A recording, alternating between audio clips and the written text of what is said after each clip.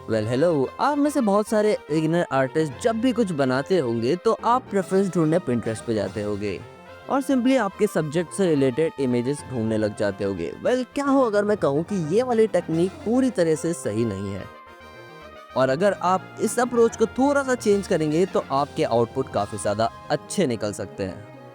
तो अगर सही अप्रोच जाननी है तो इस वीडियो को पूरा देखना, क्योंकि आज के इस वाले सेशन में हम लोग रिसर्च और रेफरेंस फाइंड करने के बारे में थोड़ा बहुत जानने वाले हैं। और जो लोग यहाँ पर नए हैं उन्हें मैं बता दूं कि मैं हूँ क्रिक्सस, एक इंटरमीडिएट आर्टिस्ट जो अभी भी अपने प्रोफेशनल बनने के जर्नी पर है।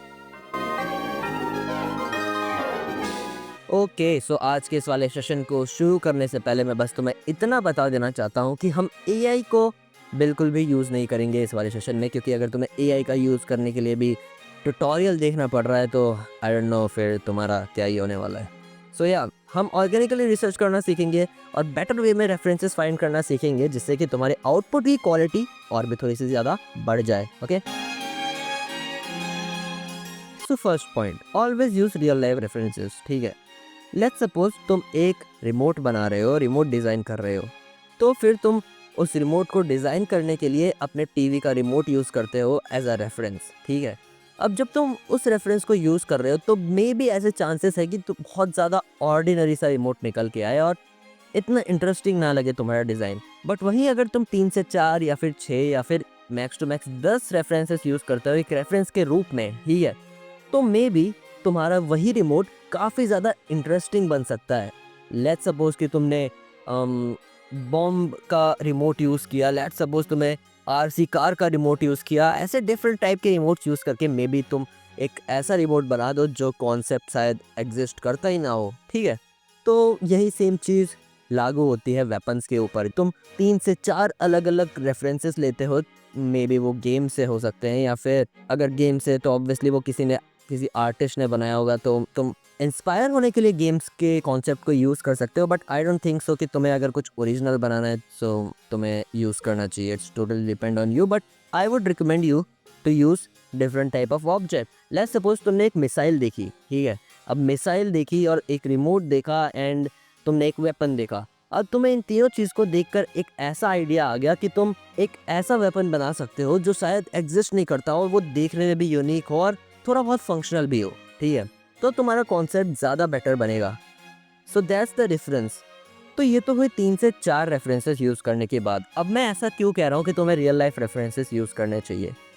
ओके सो लेट्स सपोज एक आर्टिस्ट रेफरेंस का यूज़ करके कुछ बना रहा है और वो रेफरेंस उसने रियल लाइफ से लिया है, जैसे कि घास हो गई या फिर बुक्स हो गई, कुछ भी। ठीक है, तो वो टोटली एक उसके दिमाग से निकाल के वो चीज़ बनाने वाला है और वो यूनिक होने वाली है। वहीं अगर तुम उस आर्टिस्ट के कॉन्सेप्ट को लेके फिर कुछ बनाना चाहते हो तो चांसेस है कि जो तुम्हारा कॉन्सेप्ट है वो इतना ज़्यादा यूनिक ना बने और इतना अच्छा ना बने, और इससे जो तुम्हारी सोचने की स्किल्स है, जो तुम्हारी ब्रेनस्टॉर्मिंग करने की स्किल्स है, वो सारी डेवलप ही ना हो। और फ्यूचर में तुम्हें ऐसी दिक्कतें भी आ सकती है कि जैसे कि अरे ये कॉन्सेप्ट ये तो मैंने उस आर्टिस्ट का देखा था, ये तो कुछ वैसा सा ही लग रहा है ना। तो इन सारी चीज़ों से बचने के लिए आई वुड पर्सनली रिकमेंड कि तुम अगर एलिमेंट्स या फिर बेसिक लेवल की रियल लाइफ चीज़ों को यूज़ करोगे तो मे बी तुम कुछ बेटर आउटपुट निकाल सकते हो। ओके सो बढ़ते हैं पॉइंट नंबर सेकंड की तरफ, जो है study the subject. Concept art बनाने से पहले एक चीज़ ज़रूर याद रखना, रिसर्च करना बहुत ज़रूरी है। मान लो तुम एक योद्धा कैरेक्टर बना रहे हो, तो उसका कवच कैसा होगा, वो किस संस्कृति से है, कौन से ज़माने का है, मिडिवल यूरोप का है या कोई फ्यूचरिस्टिक दुनिया का। हर छोटी बात मायने रखती है। अच्छी रिसर्च से डिज़ाइन असली लगता है और जो स्टूडियो है उनको भी लगेगा कि हाँ ये बंदा वर्ल्ड बिल्डिंग को समझता है।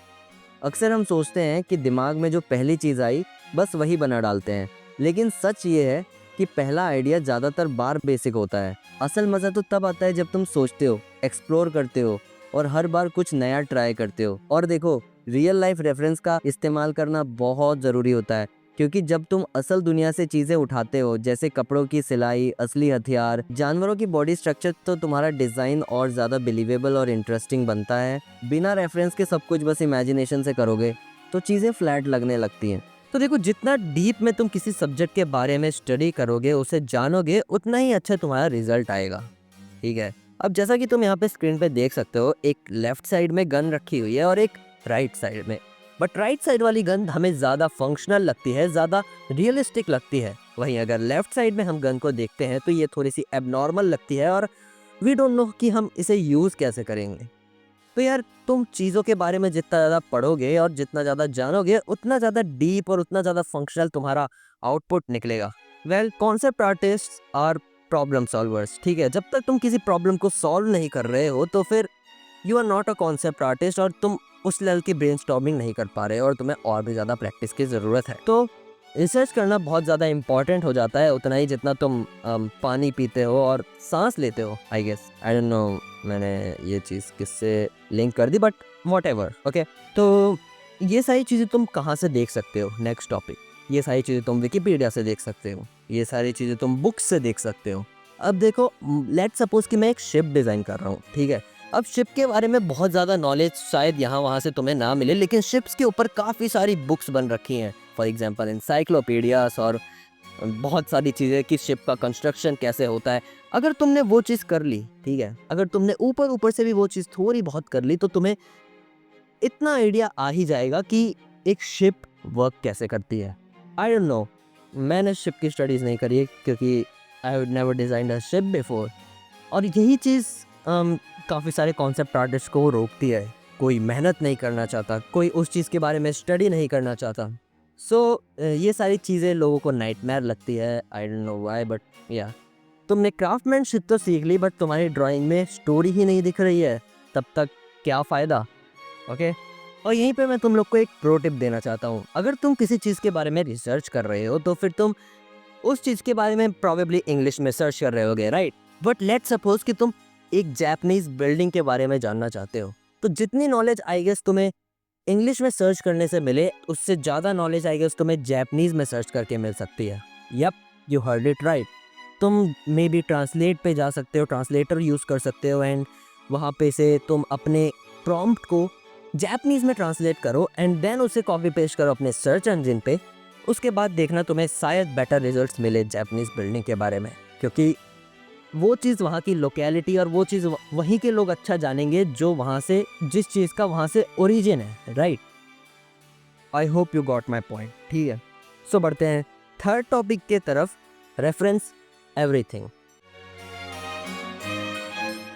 वेल देखो, जितना ज़्यादा तुम रेफरेंसेस का यूज़ करोगे उतना ज़्यादा तुम्हारे कॉन्सेप्ट में यूनिकनेस बढ़ेगी। अब देखो, यूनिकनेस से मेरा मतलब ये है कि काफ़ी बिगिनर आर्टिस्ट, जैसा कि मैंने कहा, 1 से 2 रेफरेंसेस यूज़ करते हैं तो उनमें यूनिकनेस नहीं आती, उनमें वेरिएशंस नहीं आते।